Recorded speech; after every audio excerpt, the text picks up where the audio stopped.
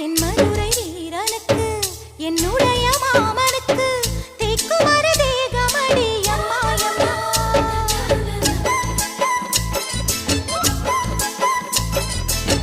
மாமன் பெற்ற பெண்ணுனக்கு மையெழுதும் கண் எதுக்கு என்னை வந்து கொல்லுதடி எம்மாயம்மா.